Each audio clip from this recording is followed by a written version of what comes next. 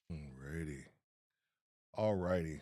You know what? Every good leader that I know, that I've come in contact with, that I've ever dealt with in my life, they've always had a secret weapon.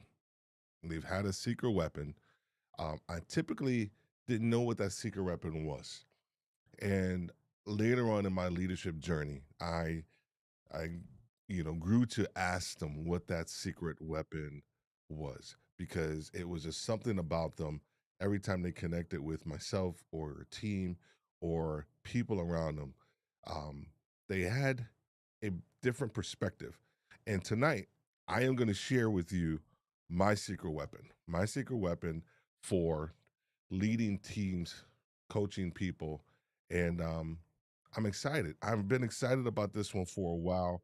I've previously done a podcast episode about this one, but we are going to get into the secret that I'm going to share tonight. That's going to help you become a better leader. Right after this.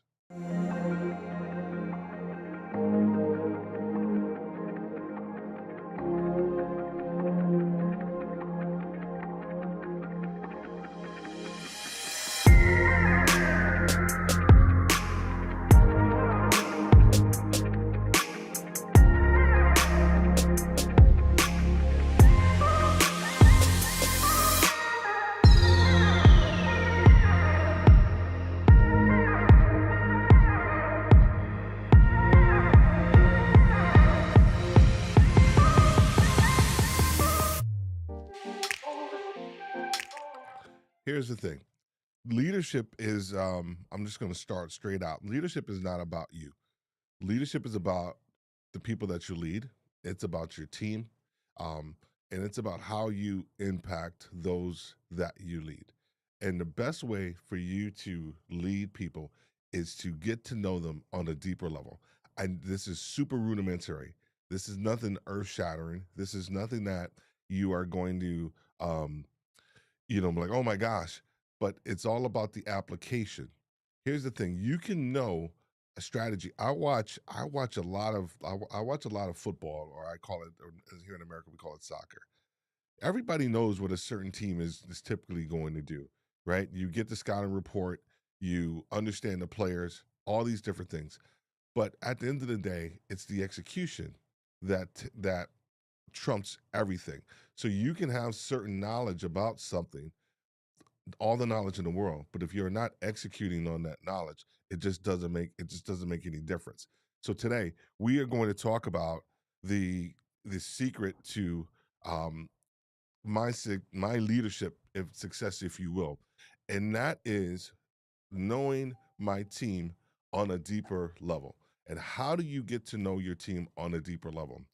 One of the tools that most executives have taken, doesn't matter what level that you're on, it's a personality test, right?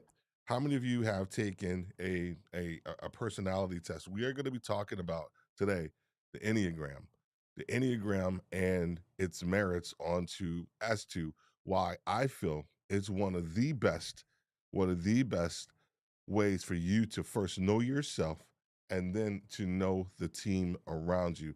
If they take this test and you actually apply some of the things that you actually learn about yourself and that you learn about your team. So here's the thing.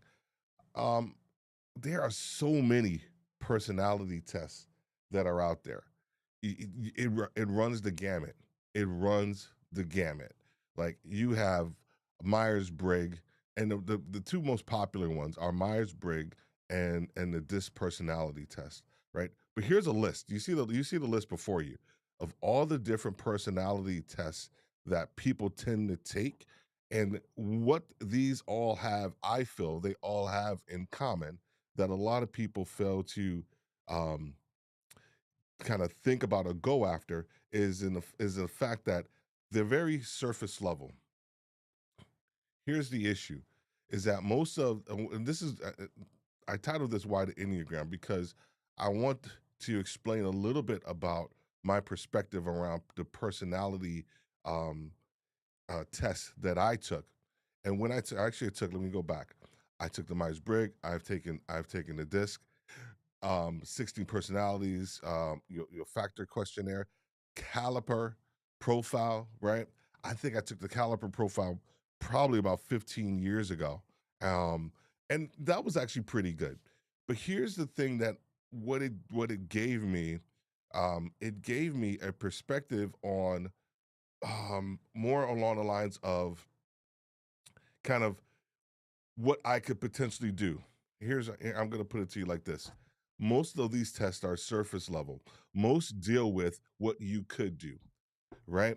They say, you score red here, you have this number, all these different pieces. And believe me, and I know there are people smarter than me that have actually created those personality tests. And I know a lot of corporations put a ton and ton of money and investment behind them for their teams. I completely understand that. But what I am talking about is when you start to think about leadership in the context of connecting with people, it's not a matter of what you could do, it's a matter of why you do things. So once again, most deal with what you could do. Most cannot be used to predict an individual's behavior. The Enneagram provides a inner perspective of who you are. I should have added that in there, of who you are and why you do what you do. Isn't that interesting? When I think about leadership, and I think about the teams that I lead, I think I want to know a little bit more about who they are and why they are, and also why they do what they do. Because then I can help course correct a lot quicker and a lot easier if I have a little bit more information as to why they do certain things, not what they did.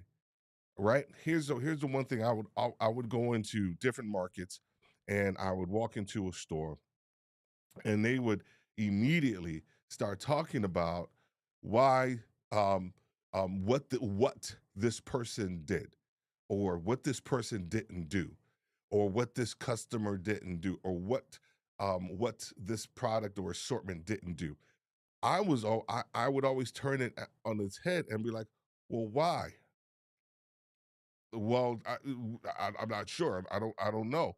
No, that's the more important question is the why, right? It is not the what. It is the why. And so when we're dealing with people, we have to deal with them in a deeper perspective. And this takes time. This takes a lot of time for you to understand and get to know people. But we can kind of cut through the chase with understanding a little bit more about the Enneagram. Okay. Personality overviews. Most personality types are surface level. They deal with in there what you did and what you did. There we go. All right. So here's this. Here's what the Enneagram, what the Enneagram is. Once again, this is my secret sauce.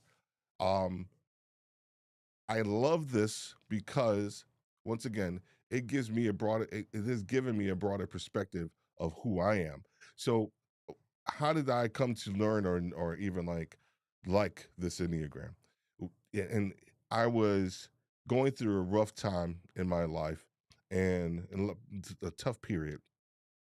And someone that I was working with talked to me and they told me about the Enneagram and they walked me through, the test. I took the test and when I got the results back, um, the the results floored me.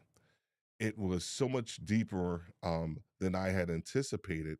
And I started to realize why I did a lot of things that I did in my life. It is not all encompassing. It is not a silver bullet, but it is a tool that will help you kind of better understand yourself. The Enneagram is a system of personality typing that describes patterns and how people interpret the world and manage their emotions. Isn't I love that. I love that definition. I love that definition because as I think about people that I lead, I want to know how they see the world. I want to know their level of emotional intelligence. I want to know how I can communicate to them differently or how I should communicate to them to get the most out of them and their emotional temperament. What is going to, throw them off the edge? What's going to um you know, you get actually maximize kind of where they are and who they are as a leader. The second part, the Enneagram describes 9 personality types and maps each of these types from a 9-pointed system. And we're going to talk about that. But I have a question here tonight. My first question is, which personality test have you taken and why? So if you could put that in the comments. I really want to know which one did you have you taken, if any of. Let me go back. If any of these, let me go back to this one. If any of these personality tests have you taken, and why? And was it for a position that you were going for? Because typically, when you're about to go for a new position or a new role, that's when they start to throw some of these out, at you, right? They're like, okay, well, Florence, who's in here in the audience, they're like, okay, well, we're thinking about promoting her. We need to know a little bit more about her temperament. So guess what? They'll throw the Myers Briggs and they'll do the disc and all these different tests to kind of see where you are to see if we can actually get you to that next level. So that's my first question tonight is I want to know which one of these have you taken, whether you are live here or you're actually on the replay. I want to know which one of these personality tests have you taken. Because here's what we're going to do tonight. We are going to we are taught we just spoke about the Enneagram.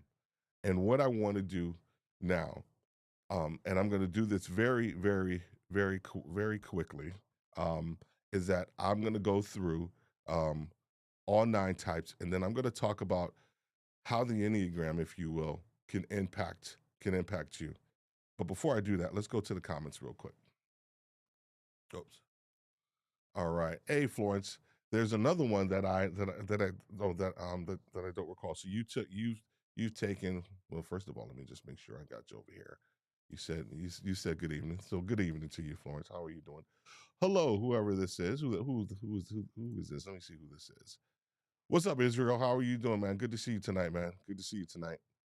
Um, so Florence, the latest is the Enneagram, but Myers-Briggs, the Myers-Briggs. Why did you take the Myers-Briggs? Was it part of, you know, um, just something that you had to do for work, or was everybody in the company taking it, or something like that? Because typically that's what happens. Um, HR or the training department, they'll go to a training seminar and they'll come back loaded for bear with all this new data around a personality test, and then they'll just like they'll just give it to everybody as well too. So it's interesting.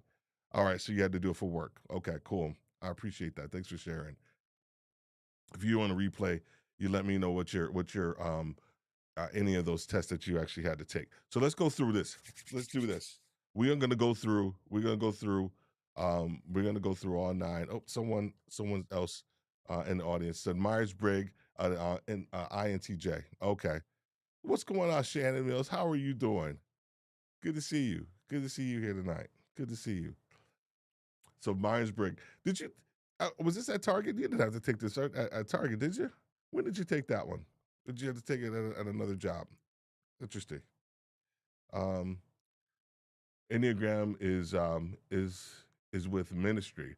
Um, all our leaders took it. Okay. Yep. Agreed. Yeah. I tell you, man, it's deep. It's deep. It's deep that every client that I work with when they've taken the Enneagram, um, they go to another level before we even truly start the coaching process, because they get a glimpse of why they made certain decisions in the past. We couple the Enneagram with an intake form, and so you take the intake form that asks various questions about their career journey and their challenges and their wins, and then you take the Enneagram, and what happens is now you are marrying those two together. They can see why they made a mistake over here on this side of the equation, or they can see why they actually were able to leverage whatever that personality type is over here on this side of the equation as well. So interesting stuff.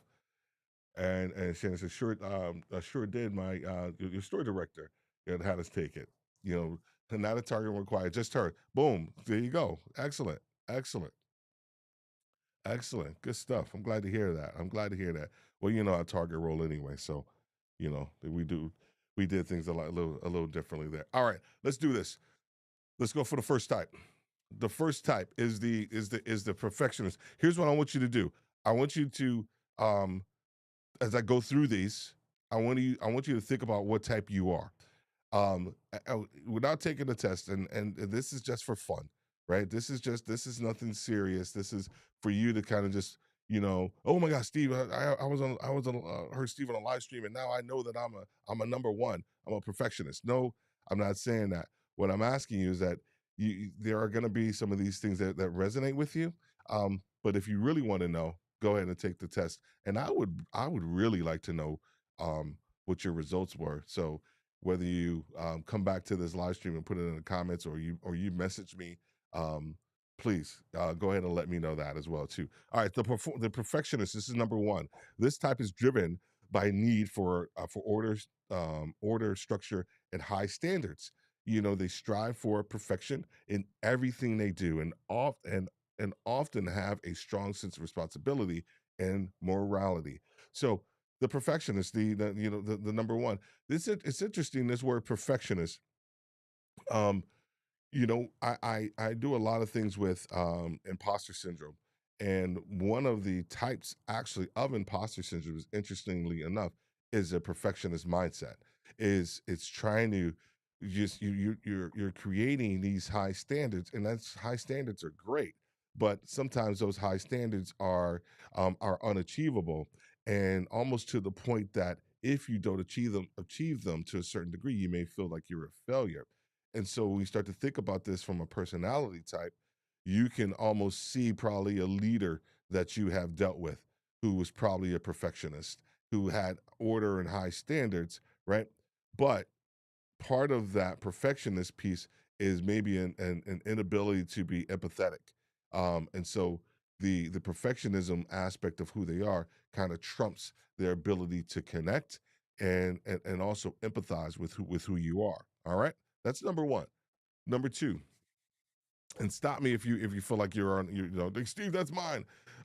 Number two is the helper, or it's the giver. This type is driven by need to be needed and to feel loved. They're often generous and nurturing, but can also be overly self-sacrificing and prone to codependency. Interesting. Interesting. I've had a leader, several leaders like that, and that it was interesting that I had to lead up more so than typical with this type of leader, because they love to um, care for people. They love to make sure everybody is okay, right? But sometimes when you're in this mindset, people will walk over you, and so being I'm the next one, being a number three. Um, I always found myself leading up and trying to be that person to help leaders, such as the helper, if you will, kind of move through decision making processes and help them to kind of move through things and kind of give them help give them a structure and also a person to bounce ideas off of, because I'm pretty straightforward and pretty um, kind of understand what it is that I need to do and what needs to take place. Having said that, I am this. I know this one very well. Okay, once again, if this is resonating with anybody, if any of these are resonating with you, let me know. I am a three. I am a three. So my type is I'm driven by a need for success and recognition. Um, they are often hardworking and goal oriented, but can also be competitive and overly concerned with their image. Dude, yes, yes, yes, and yes. All of it, yes. And we have another three. We have another three in the building. We have another three, team three. This is, we have another three in the building. Absolutely. Absolutely. So interesting. I okay. I'm going to pit stop here for a second, because this is my show, and okay, I'm going to say it's kind of about me right now, because it's a three. I am a three all day long. Um, I didn't know that, this piece hindered me initially as a younger leader. This need for success and also recognition drove me to step on a lot of toes when I was a younger leader. I fixated on the next win, fixated on the next thing. I wanted to win at all cost. Listen to me. I There is still some of that in me. There is still this need for wanting to win. There's still this need for wanting to make sure that um I am recognized for my achievements and for my contribution. And and initially there isn't anything wrong with that until it actually starts to become unhealthy. Here's the other thing, and I'm going to share this with you too. I was going to wait, and I'll probably share it again at the end. But here's the one thing that I really love about the results with the Enneagram that you get. You get a perspective of a three that, for myself, when I am performing at a very high level, and I am performing at what they call a healthy level, meaning that all of this success and recognition that I'm achieving, and goal orientedness and competitiveness, is all um is all in the betterment of the people around me. It's not so much just for me. That's a healthy three. I am doing and I'm achieving and I'm going after things.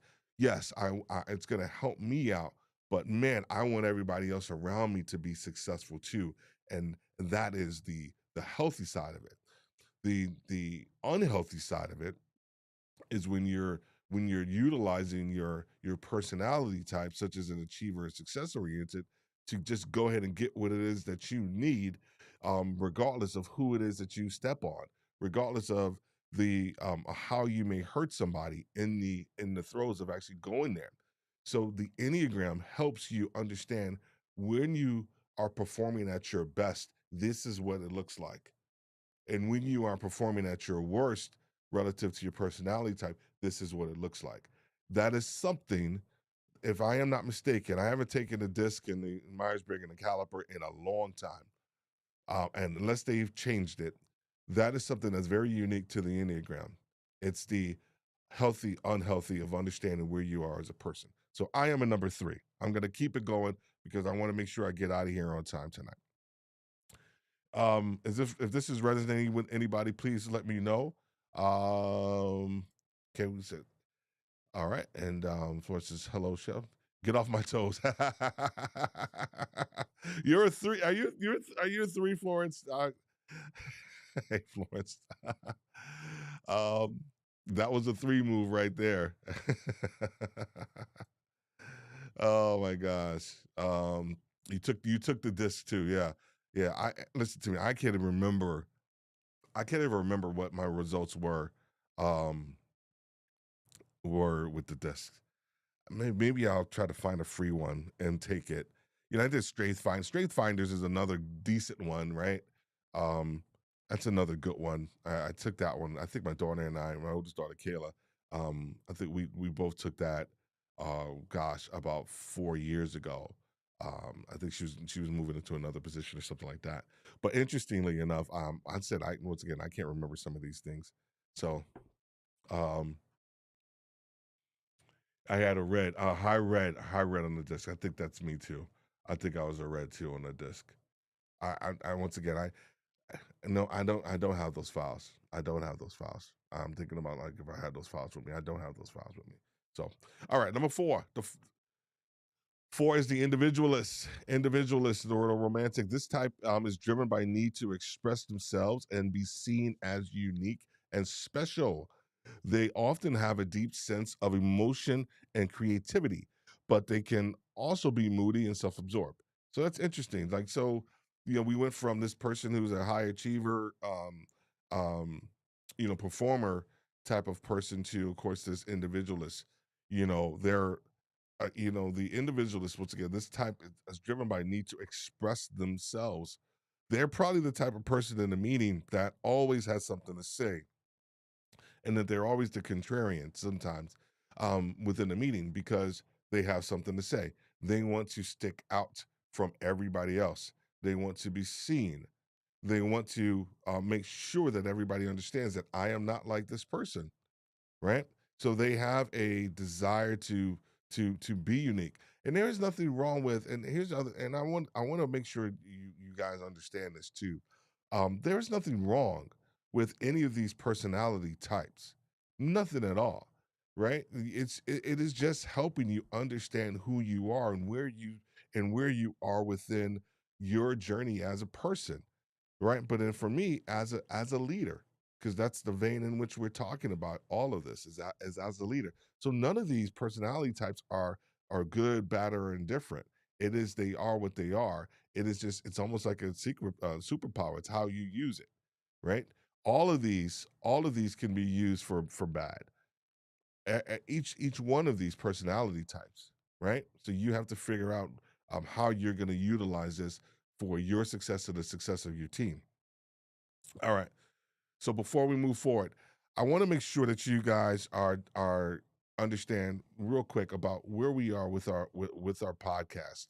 So right there on the screen, you'll see a QR code, and that is QR code that will connect you to Retail Leadership with Steve Worthy, the podcast. We need you to go there, make sure you are following us, so that you can get the podcast that's down that we create and put out weekly. Here's the cool thing about our podcast that I really, really, really love is that we once we started focusing in on the retail leader and helping them understand where they are so they can get where they need to go within their career journey, helping them make the right decision, whether they need to make a move on, up, or out of the organization. Our podcast has actually moved into the top 10% of podcasts, right? And so it is a massive, massive achievement, but there is still so much more room for us to grow. And the only way we're going to do that is that by you going to our podcast, you can see the QR code there, making sure that um, you click on one of the episodes and actually just start to follow us. And what happens is that you'll get the downloads going into your system, and then every time we release something, you'll get it right into your phone or your app of choice. So make sure that if you're looking at this live or you're looking at this on a replay, you go ahead and go to Retail Leadership with Steve Worthy and go ahead and give us a follow as well too. All right, we would greatly appreciate that. Of course, we are rolling on LinkedIn tonight. You can connect with us on Retail Worthy Retail U on LinkedIn to get information there, and then we are also, of course, on YouTube tonight, making sure that we are connected with everybody over on YouTube. You can connect with us and subscribe. Make sure you hit that bell notification for everything that we have going on over there. All right, let's go and get back into it. Number 5 is the investigator. The investigator. Well, let me do this real quick. I have a question, so I want to make sure I am sensitive to the question real quick. Have you seen the personality types change on a person as the person matures? Great question. Great question. I don't think so. I think that there is a natural bent to. I'm going to use myself. Um, when when I was younger, when I went into the service, I would lead, but I was a reluctant leader. However, I still craved recognition and I still wanted to win, but I didn't want to be the person that actually dictated that. I don't know if that makes sense or not. I didn't want to be the person, the responsibility side of it. I still longed for the achievement, the recognition, and also the performance and showy Steve, right? That was part of my younger career or younger perspective as a leader. The more I grew to understand my strength, I actually started to utilize it for um for bad, if you will. Here's one thing that I realized that I had a really good ability to do was to be able to read the room. As a 3, I knew what conversations that I influenced. You know this too, and share who are 3s. We have all the 3s in the building. You know what type of conversations to have. You know when to walk in a room. When you walk in a room, you can see the leaders and the would-be leaders and the wannabe leaders. And you can position yourself, which is what I did initially, was position myself so that I can have the conversations with the right people. So over time, I think that I was still the same. I just think the 3 mentality just started to show itself the more and more um, um, opportunity and position I received. A good friend said, the more, the more money and opportunity you get. How did he say it? Oh my gosh!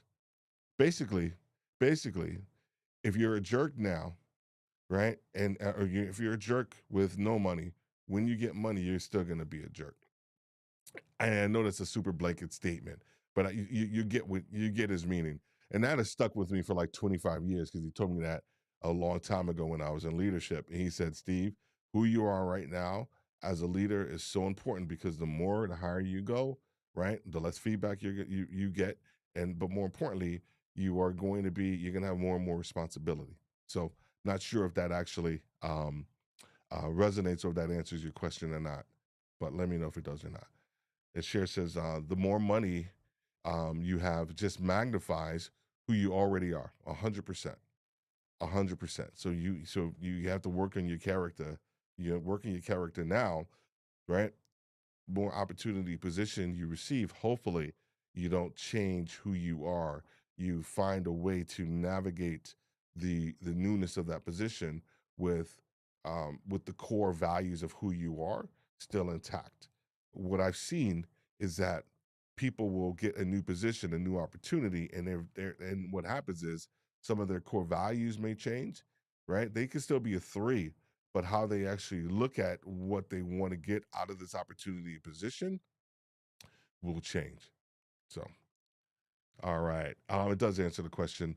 Um, who you are at your core, will come out as you go up, 100%. All right. Number 5, the investigator. I'm sorry. I think I started this. Did I do this one already? I'm not sure if I did. The investigator, their type is driven by need to understand the world and gain knowledge. They are often analytical and logical, but can also be withdrawn and emotionally detached. Interesting. What I've seen from fives in my career is um, the need to be right and also the paralysis of analysis, right?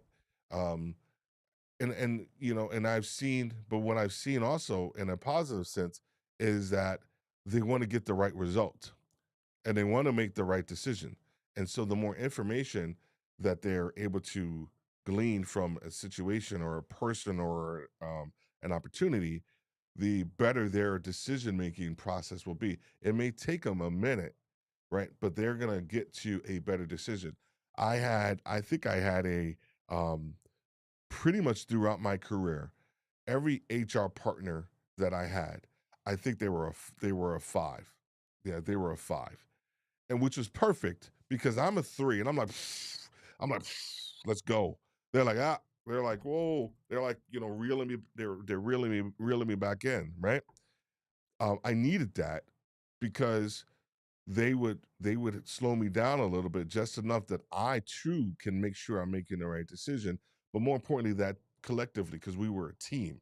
It was me, it was my HR partner, and then collectively we were making the right decision. It wasn't just Steve making the decision, it was myself and also my HR partner. So making sure that you understand what the investigator role is as well too. So and how to work with your how can I say it? How to make sure that you're working with your uh a person when you know their personality type. Once I knew, her type, their type, they all happen to be females. Actually, except for one. Um uh Marcus. Marcus actually was the only guy at HR that I had. Um understanding their personality type boded well for me, and also for our relationship because, you know, when I went into a store, she automatically knew what I was looking for. When I walked into a market, we all automatically knew what we needed to get after, and I supported her, and she supported me. So making sure that you understand the personality types of the people that you're actually working with. 6. All right, we got time. 6 is the loyalist, right? This type is driven by need for security and stability. They're often loyal and dutiful, right? But can also be anxious and fearful.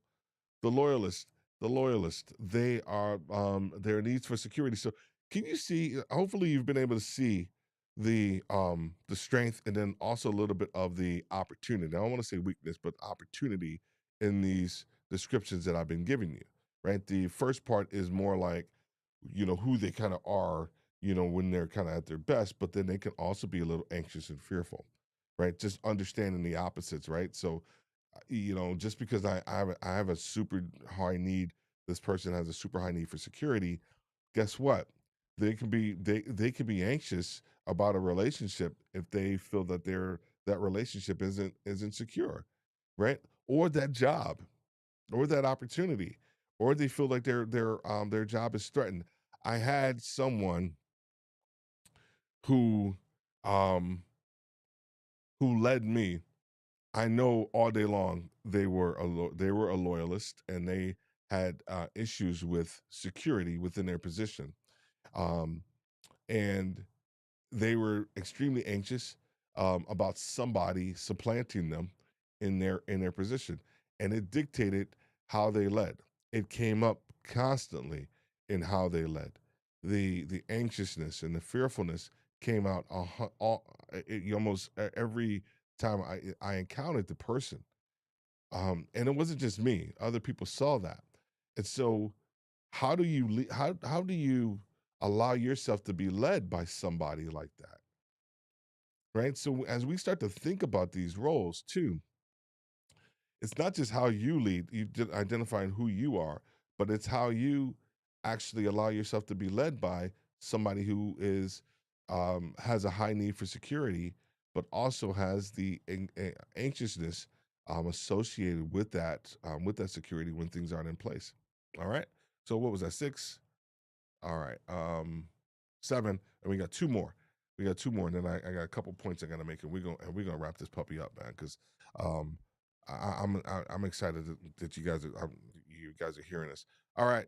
Um, as you guys go through this, I think we already kind of know the current people that are here. There's anybody else in the audience that you guys have a perspective or a thought of as you look through this? Do you know your personality type, or you think you may know your personality type? Here's the tendency.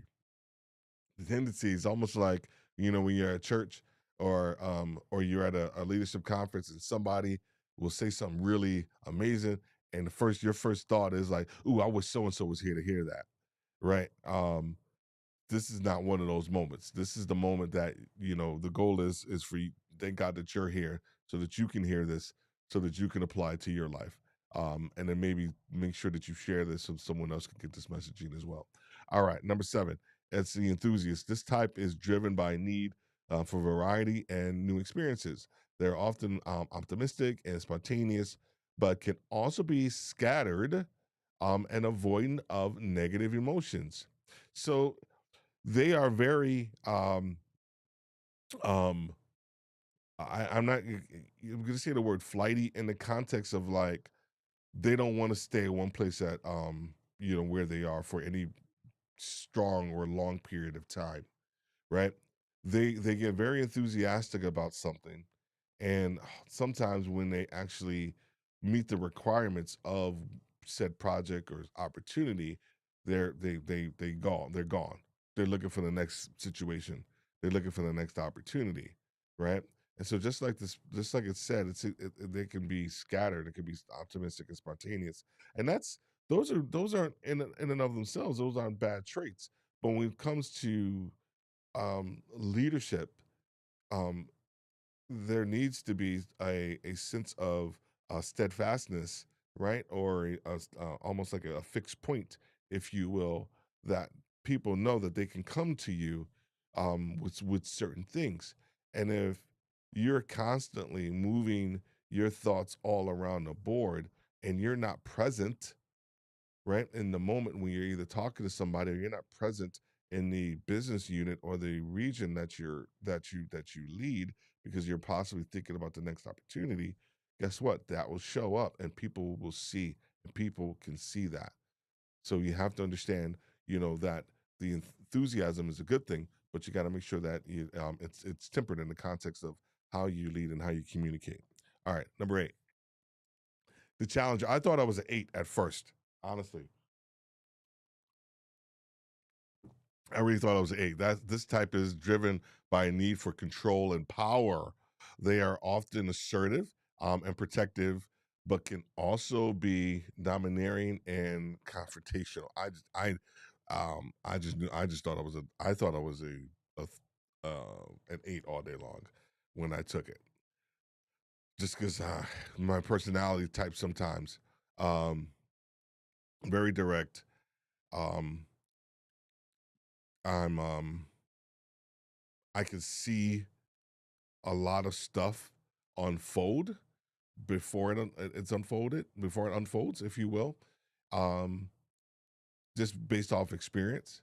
And so a lot of times, I would challenge assumptions and challenge people and opportunities and authority as a young leader. So when I first found the Enneagram, I just knew I was a an eight until I read the three, and I was like, nope, I am the three. So how do you deal with a challenger personality type, right? They have a need for control. Here's the thing: a lot of times they have a need for control because there's a measure of insecurity that they may be dealing with, and so that control gives them the security that they need. And so you, as the person being led, you have to understand that. And if you are the leader who's a challenger, right? That's something that you have to understand that that's part of who you are, but how you lead and get the results that you want, you have to utilize this completely different than utilizing it for power and for control. perspective that you have. So hopefully this is making sense with somebody. If you are tracking with me, this is making sense. Just right, making sense um, in there for me. I appreciate that. I appreciate it. Um, the second question that I have, I think we have already answered it, but once again, who's ever out there, and if you're looking at this on a replay, what is your Enneagram personality type? As we go back and hit, and we're gonna hit this last one. Number 9 is the peacemaker. Peacemaker. This type is driven by need for harmony and inner peace. They're often they're often easygoing and supportive, but can also be passive and avoidant of conflict. Um, dealt with that, dealt with that type of leader a lot too. You know, not so much in the military, but in certain aspects of my life, I've dealt with the peacemaker, that person that wants to have harmony and inner peace. And a lot of times what happens is that there are things that the peacemaker wants to say or wants to deal with, but well, like I said, they're going to avoid that conflict until it gets to a certain point, right? I've seen it. Seen leaders that were super calm, cool, and collected. They were the peacemaker. They were the harmonious ones, on my team. Um, they didn't ruffle feathers. Um, they wanted to get along with everybody. Um, all of that. They were the person that always prefaced, a rebuttal with like, you know, um, well, that's a great point that you just made, and I really appreciate that. But here's this, right? So they a lot some of that because they want to keep the peace. They can have a rebuttal, but they just want to make sure everything's good. So how do you lead or be led by somebody like that? You have to figure that out. You have to know them, and you actually have to spend some time with them as well too. So understanding all these personality types is super important for us to understand. Peacemaker shows so much is a passive aggressive behavior. Yeah, yeah, yeah, yeah, right. It is. It's I want to get along, but I'm going to try to, some of them, I've dealt with, in the context of manipulating the situation or the circumstances in order to get the result that they potentially want, so they can do that. So we are going to move into, real quick, a couple of things that you need to know about why you need to know these things from a Enneagram standpoint, and why this is your secret sauce. It's knowledge, man. It helps retailers identify their own strengths and weaknesses as well as those of their team. By understanding individual personality types, leaders can delegate tasks effectively and create teams that complement each other's strengths and weaknesses. Right? You don't want a whole team of threes, dude. Right? You're not gonna get nothing done. You don't want to hold, because we are visionaries. We're gone. You right? Yes, there's gonna be some stuff that we need to get done, man. But you don't want a whole team of threes, man. Oh no. Here's why I say that, because I tried that, man. I tried to have a whole bunch of. I had to have a team with a whole bunch of little Steves, because we had a shared vision, shared language, perspective, all of that. But man, we were not the best team. We were not the best team. You think if a whole bunch of people just like you on the team is going to work? It's not. You have to have a variety of thought, perspective, um, capacity, communication level, all of that. So the first reason why you need to understand and understand your team and yourself's personality type is knowledge, right? The second one is just communication. How much better do you think your communication style will be if you know how to communicate with your team, because you know how they like to be communicated to? The issue with leaders is that they was just want to communicate the way that they want to communicate, and they want people to get it, right? Here's the thing I know is that, yeah, there are certain times in a leader's journey that you just got to communicate it, and people got to figure it out. Like when I'm talking when S hits the fan and we got to get something done. We don't got time, for the investigator to sit there and try to and pontificate and ask all these questions. We just got to get stuff done. But for the most part, your communication style for to optimize your team and optimize what you want, um, understanding how they like to be communicated to is extremely important. We don't take the time we don't take the time. You got to take the time to understand your team's personality type and how they like to be communicated to, so that it could be as effective. So you and your communication could be as effective as possible. Emotional intelligence helps leaders develop empathy and emotional intelligence, which are critical for successful leadership. By understanding the motivations and fears of each personality types, leaders can approach difficult situations with greater sensitivity and insight. Period. Period, man. I mean, wrote I couldn't write it better myself. There you go, because I did. It's the truth. It is the truth. I I don't I what pains me with some leaders is that they don't take the time to really get to know their team, and then they wonder why they're getting the results that they're getting, or they're not getting the results that they're getting.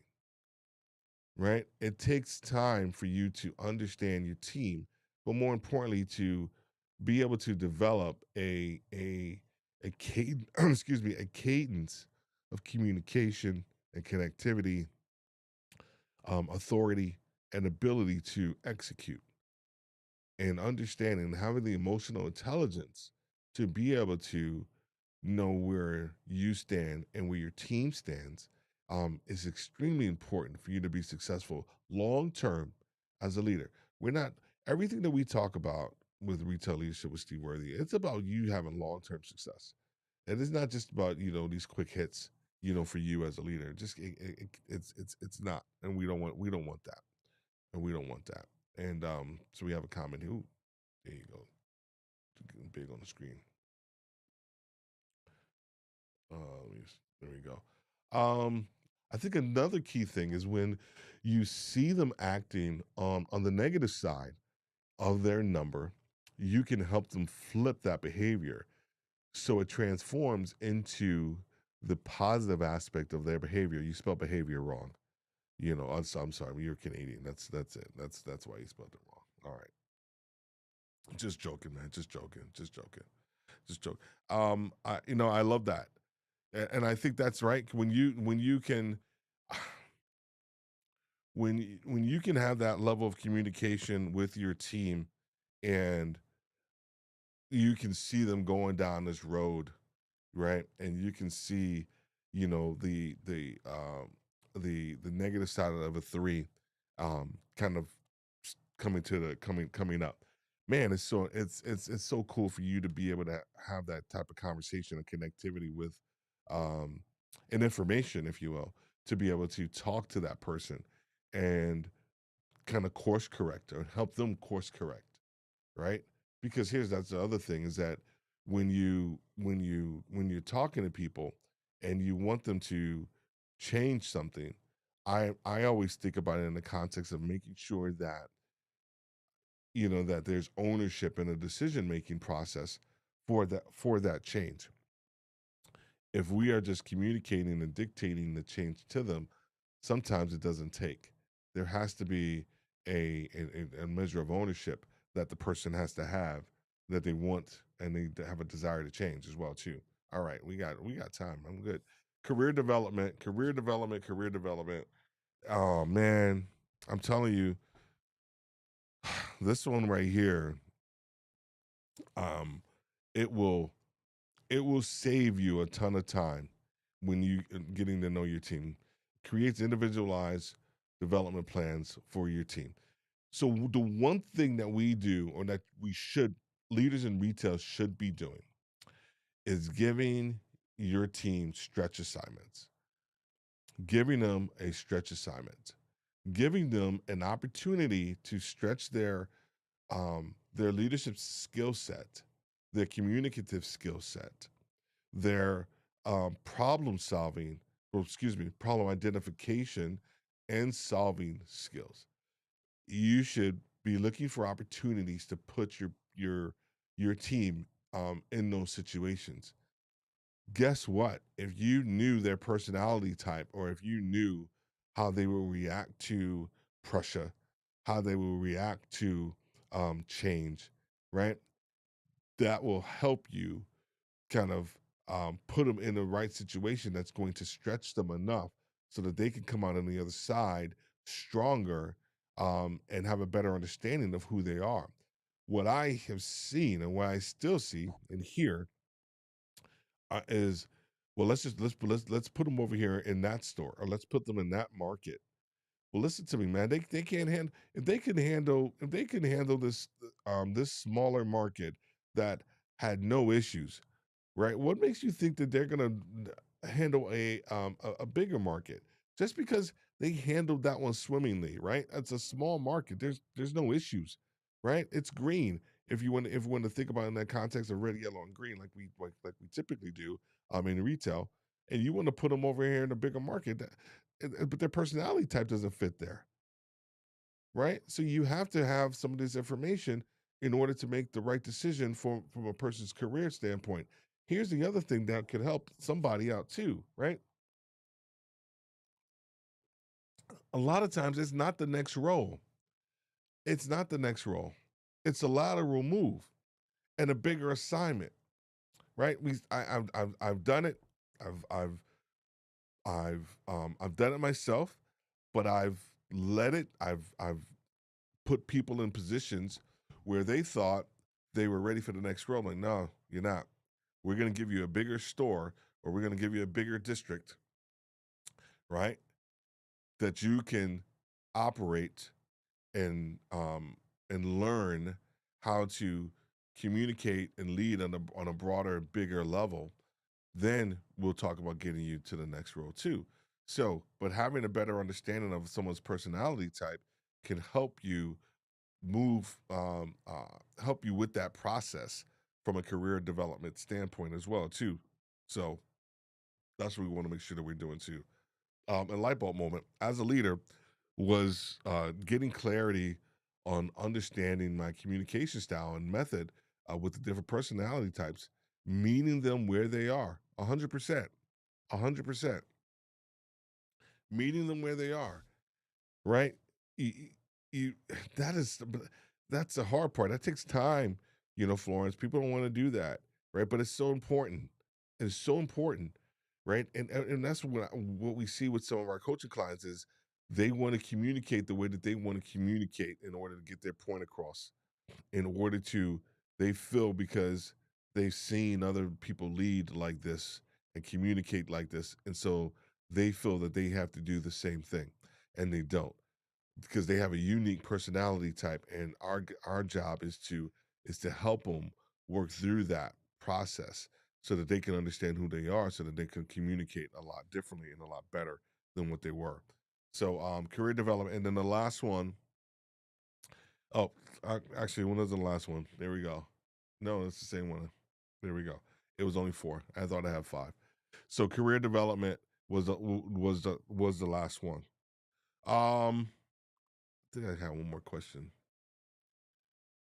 So here's the thing, and this is the last question, just for you out there in the audience, listening now or on the replay. How will you use the personality test, like, going forward? How will you utilize, the information that you learned here tonight, or that you may go out and take a test? I want to hear about it. I want to hear about it. I want to know how you are going to utilize this information personally, and then also from the people that you lead. It could be your some of us who are still who are entrepreneurs in retail, and people that I know that I connect with, and content creators, that still listen to this podcast. It could be, some of your VAs, right?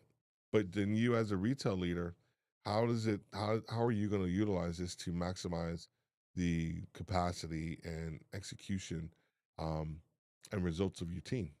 Because it's extremely important. It's extremely important that every leader has to have a secret weapon. I utilize this every time I went into a new market. I utilize this process of understanding my team's personality types, who they were, how they led, how they needed to be communicated to. And guess what? That made for a much richer conversation with them. It helped me connect with them quicker. But guess what? The result was is that it helped us move through stuff so much faster. When you're able to communicate effectively to somebody, right? Man, you can move through problems very quickly. You can identify problems very quickly, right? And you can create solutions very quickly if you know how to connect with your team.